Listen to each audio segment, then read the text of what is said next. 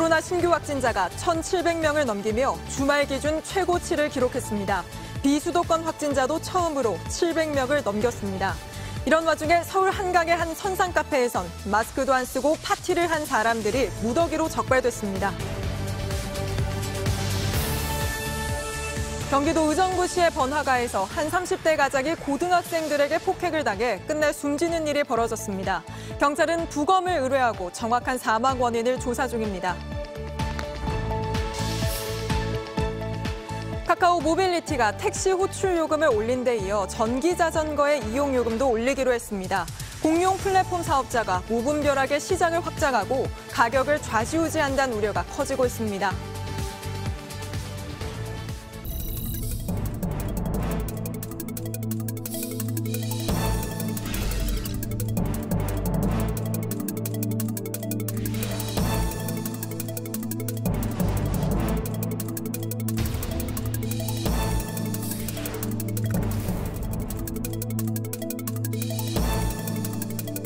휴가지에서 복귀하는 분들의 진단검사 건수가 증가하고 있고 집단 감염이 발생하여 다시 확산세로 돌아설 조짐마저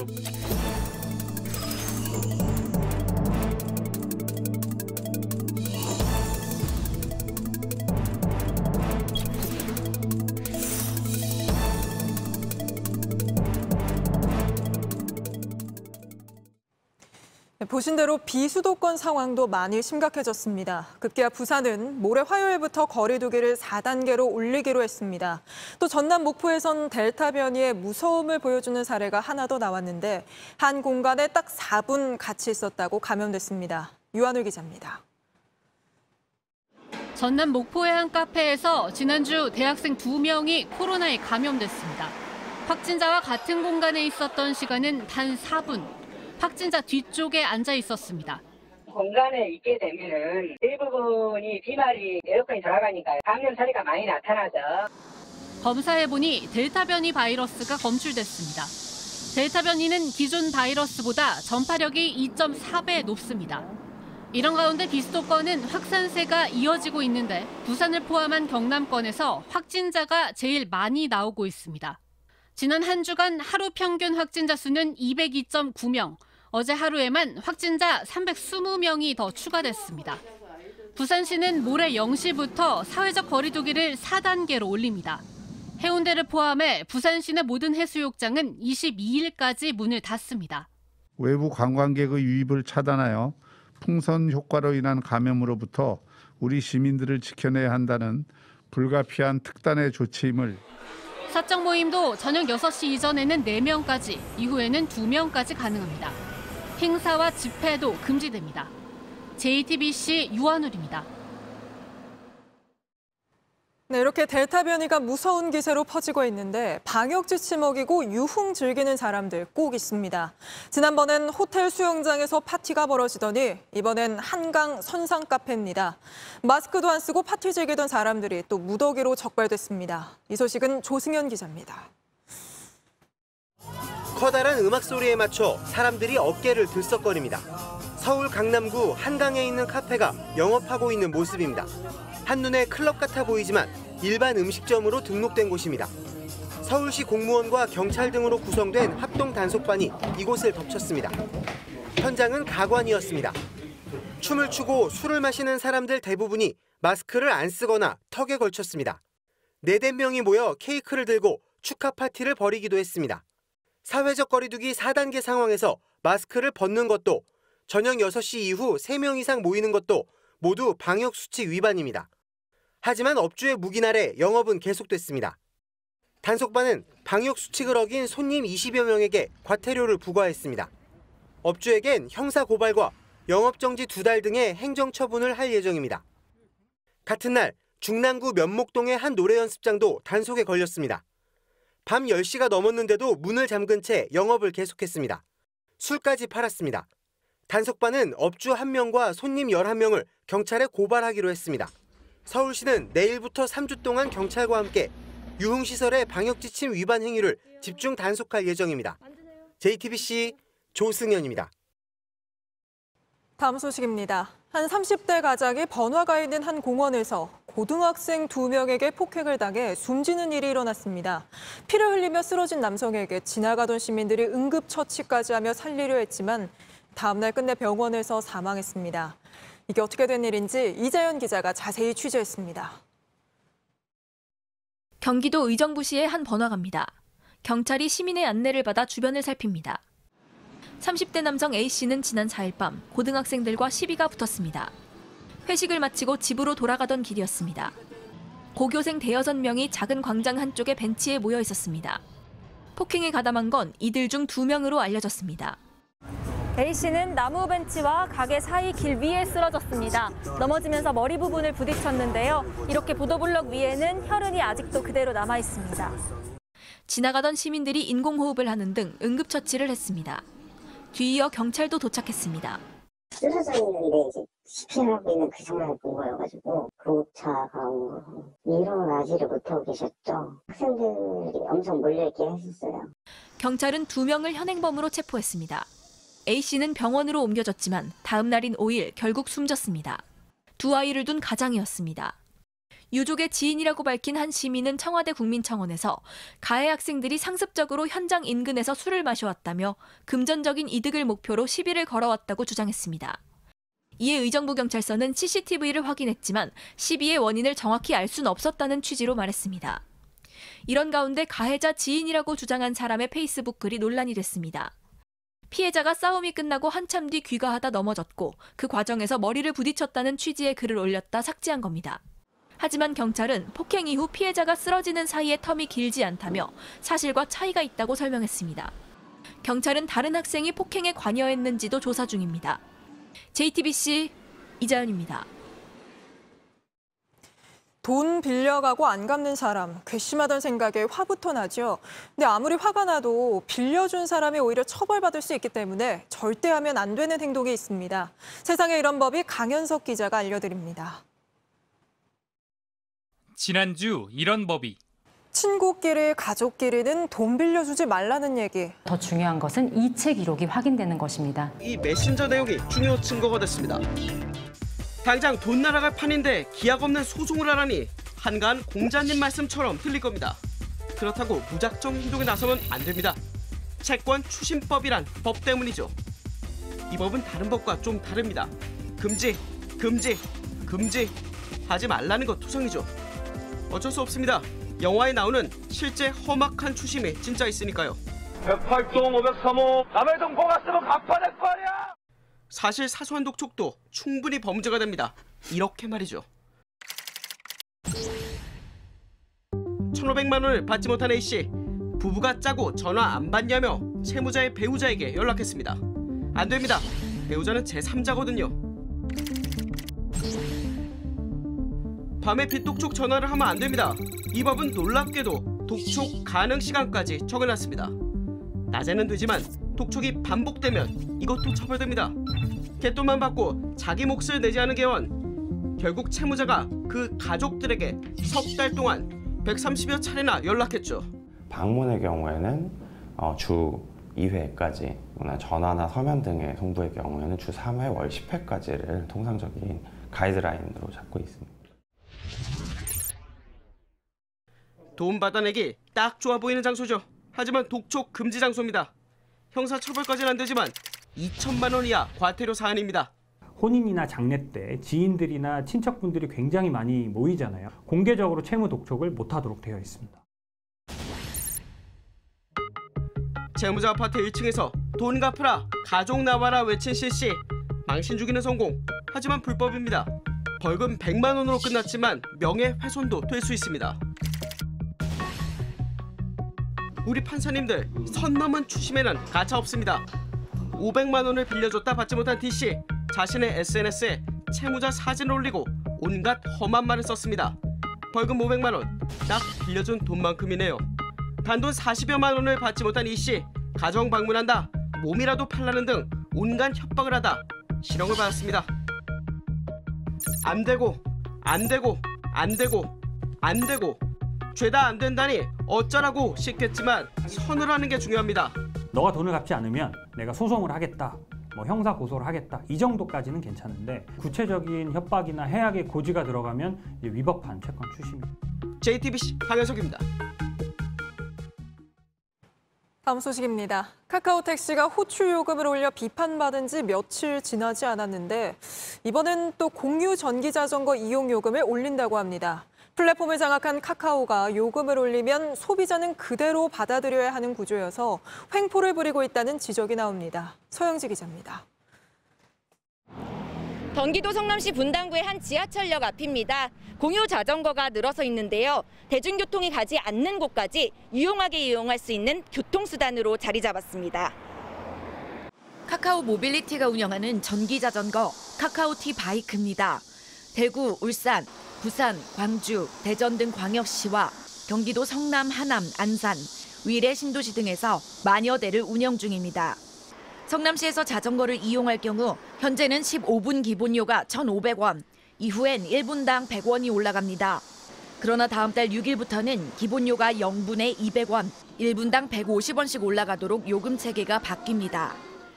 이용 시간 8분까지는 기존 요금보다 적게 내게 되지만 9분부터는 더 많이 내게 되고 1시간을 타게 되면 최대 3,000원이 비싸집니다. 킥보드나 이런 것도 많이 나오고 있어가지고 요금이 오르면은 딱히 이용 안 할 것 같아요. 기본 요금이 없어지다 보니까 짧은 시간 타는 거면 오히려 이득을 볼 수도 있을 것 같기도 해서 종종 할 것 같아요. 카카오 모빌리티는 고객의 이용 형태가 다변화하면서 중거리 고객뿐 아니라 단거리 고객도 많아졌다며 단거리 이용률이 높은 지역의 요금을 바꾸게 됐다고 설명했습니다. 앞서 카카오 모빌리티는 최근 택시 스마트 호출 서비스 요금도 기존 1,000원에서 최대 5,000원으로 올렸습니다. 업계에선 카카오 모빌리티가 독점적인 플랫폼 지위를 바탕으로 일방적인 서비스 요금 인상에 나서고 있다는 지적이 나옵니다. JTBC 서영지입니다. 네, 뉴스 스토리텔러 백브리핑 시작합니다. 첫 키워드는 사진으로 보시죠. 장바구니에 들어있는 고래, 고등어, 멸치. 고래는 시장에서 안 파니까요. 고래땡이 고래인 겁니다. 지금 국민의힘 상황 보여주는 사진입니다. 제가 마트 가서 찍은 건 아니고요. 윤희숙 의원이 페이스북에 올렸습니다. 이게 무슨 소리냐? 윤석열 그룹인 정진석 의원이 대선 후보들을 물고기에 빗댔죠. 양식장에선 큰 물고기 안 나온다. 멸치, 고등어, 돌고래는 생장 조건이 다르다. 그러면서 윤 전 총장을 돌고래에 비유했습니다.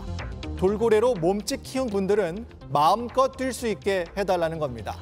윤석열 후보가 당에서 하는 행사에 안 온다 이런 비판이 나오자 돌고래는 안 가도 된다고 하면서 나온 얘기입니다. 무단결석이 많은데요. 각자 개인 플레이 할 거면은 입당은 왜 하셨는지 의문이 안 들 수 없다 말씀드리고. 자, 그런데요. 여기서 기분 매우 나빠진 사람 있습니다. 홍준표 의원입니다. 윤석열 전 총장이 돌고래라면 순식간에 본인은 고등어나 멸치가 돼버린 건데요. 나는 물고기가 아닌 사람이다. 페이스북에 이렇게 적었습니다. 화가 좀 난 것 같죠? 그러면서 윤 전 총장을 향해서 사육사가 던져주는 생선 따라 움직이는 돌고래. 매일 실언 연발하면서 어줍잖은 줄 세우기만 열중하는 훈련 안 된 돌고래. 이렇게 비판 쏟아냈고요. 그러면서 동물을 하나 더 등장시켰습니다. 레밍, 무리지어 다니는 쥐과 설치류죠. 레밍처럼 절벽 향해 달리는 군상들도 본다. 그러니까 자기 죽는 줄도 모르고 윤석열 쫓아다니는 의원들, 이란 뜻이겠죠. 윤석열 돌고래론을 먼저 받아친 건 이준석 대표였습니다. 멸치와 돌고래를 공정하게 대하는 게 올바른 경선 관리라는 거죠. 자, 지난주에는 제가 이재명 경기지사와 이낙연 전 대표가 서로 소잡는 칼, 닭 잡는 칼이라면서 싸운 얘기 전해드렸는데요. 앞으로도 동물 얘기 많이 전해드릴 것 같습니다. 사진 하나 더 보시죠. 오늘 여자 배구 세르비아와 동메달 결정전 끝나고 김연경 선수 눈시울이 붉어졌죠. 그간 국가대표로 활약했던 모든 순간이 스쳐 지나갔을 겁니다. 이 모습 보면서요. 5년 전에 리우 올림픽 끝나고 2016년 12월에 제가 직접 김연경 선수 인터뷰했었는데요. 그때 김연경 선수가 했던 말이 떠올라서 준비해봤습니다. 옆에 서니까 키 차이가 꽤 나죠. 네, JTBC가 당시 2016년을 빛낸 스타로 김연경 선수를 선정했습니다. 영광스럽게도 제가 그 상패를 전해주러 갔었죠. 당시 김연경 선수 리우 올림픽 8강전 패배를 되돌아보면서 도쿄올림픽에 대한 의지를 설명했습니다. 저도 이제 내년 2017년에 이제 30이 되기 때문에 한국 나이로? 네, 한국 나이로 30이기 때문에 그 얘기한 적 있어요. 도쿄올림픽도 뭐 충분히 뛸 수 있다. 4년이라는 또 시간이 있으니까 그 4년이라는 시간 동안 또 얼마만큼 제가 또 관리를 잘해서 또 팀의 보탬이 될 수 있냐니까 네, 지금부터 잘 관리를 해서 네, 올림픽에서 또 좋은 모습 보여드릴 수 있도록 해야겠죠. 네, 올림픽이 1년 늦게 열렸으니까요. 4년이 아니라 5년이라는 시간 동안 올림픽에 나설 수 있는 기량을 유지하기 위해서 얼마나 철저하게 자기 관리를 해왔을지 쉽게 상상하긴 어렵습니다. 2021년 여름 김연경 선수 그리고 우리 여자 배구가 있어서 참 행복했습니다. 오늘 백브리핑 여기까지입니다. 더불어민주당 대선 주자들의 공약을 꼼꼼히 따지며 저격수 역할을 해온 국민의힘 윤희숙 예비후보가 당내 윤석열, 최재형 두 후보를 강도 높게 비판했습니다. 정책 공부가 안 됐으면 준비해서 다음 대선에 나오라고 직격탄을 날린 겁니다. 전영우 기자입니다. 여야의 대선 경선전은 거친 비방전과 각종 발언 논란에 발목이 잡혀 좀체 정책 검증의 장으로 나아가지 못하고 있습니다. 대신 얼마나 지원 세력을 규합하느냐에 사활을 건 모양새입니다. 전현직 의원들이 정말 많이 지금 두 분을 보면 아직 확실하게 어떤 비전을 갖고 있는지를 보이질 않고 있어요. 네. 의문이 드는 게 많은 분들이 가서 뭐를 보고 몰려갔을까가 나는 궁금한 거예요. 옛날식 정치에서 줄 서서 나중에 뭔가를 나누겠다. 선거 이후에 그 공을. 앞으로 경선 시작하기 전까지도 지금처럼 준비가 안 된 상태라면 그럼 준비해서 다음에 나오세요라는 얘기가 나오겠죠. 국민들로부터 나오겠죠. 국정의 가치와 철학, 비전 없이 패거리 정치에 몰두하고 있다는 겁니다. 패거리 정치가 여당만의 문제라고는 생각 안 해요. 두 분이 준비 시작한 지 얼마 안 됐기 때문에 지금 빨리 하고 있어야 되는 거죠. 줄 쓴 사람들을 정치적 자산으로 삼으려고 했단 말인가? 좀 구태스럽게 비춰지지요. 선배 의원인 홍준표, 유승민, 원희룡 후보의 경쟁력도 물었습니다. 이미 후보도 해봤고 원내대표도 해봤고 저 지사도 해봤고 다 해봤는데 그렇게 좋은 결과를 내보지 않은 분들이기 때문에 그분들이 대통령께서 갑자기 잘한다 이런 기대를 국민들이 가질까? 저는 별로 그렇게 생각 안 해요. 정책 비전을 강점으로 꼽은 윤 의원은 초고령화 시대 젊은 층과 상생을 위해 공무원 연금과 사학연금의 대대적 손질을 촉구했습니다. 국민연금만 바꿔서는 안 된다. 네. 왜냐하면 국민연금을 받는 것은 국민 대다수이지만 그 시스템을 다 관리하고 아이디어를 내는 것은 공무원과 교수들이에요. 국민연금보다 훨씬 많은 돈을 받게 돼 있는 구조예요. 자기 힘으로 서 있질 못해서 국민 세금으로 다 막아주고 있어요. 이것은 매우 온당치 않다. 자연스럽게 부동산 이슈로 주제가 넘어갔습니다. 여당처럼 200만 원, 250만 원 이런 식으로 막불러시게 뻥 공약이 나올 가능성을 배제할 수는 없지요. 그러면서 이른바 3단 접근 방식을 제시했습니다. 자력으로 주거를 확보할 수 없는 분들을 위해서는 공공임대주택을 양도 확보해야 되지만 이제 질도 중요해요. 관리도 되게 잘해야 되고 중간에 아직 집이 없지만 내 자력으로 해보겠어 이런 젊은이들 또는 중산층은 금융 지원을 신경 써야 돼요. 지금 사는 집보다 더 좋은 집 살고 싶어하는 분들 그냥 원하는 지역에 원하는 유형의 집이 지어질 수 있도록 규제를 푸는 방식이 좋아요. 네. 이렇게 해서 전체 시장이 흘러가도록 하는 거죠. 인터뷰 당일 당내에선 돌고래와 멸치 논쟁이 벌어졌습니다. 크기, 즉 후보의 지지율 차이를 인정해야 한다는 겁니다. 스카우트 대상이라는 이야기 나오는 것에 들으면 아무 기분도 안 들어요. 아무 기분도 안 들고 나중에 제가 그 두 분을 스카우트 할 가능성도 전혀 없지 않으니까. 네, 지지율에서 치고 올라갈 수 있다. 불가능한가요? JTBC 전용호입니다. 날씨입니다. 내일 전국에 흐린 가운데 강원도와 동해안에는 제9호 태풍 루핏의 영향으로 많은 비가 내리겠습니다. 강원 영동엔 천둥 번개와 함께 시간당 50mm의 강한 비로 호우특보가 내려질 가능성도 있습니다. 서쪽 지역은 낮 최고 기온이 35도까지 오르는 등 무더위가 이어집니다. 뉴스룸 저희가 준비한 소식은 여기까지입니다. 오늘도 시청해주신 여러분 고맙습니다.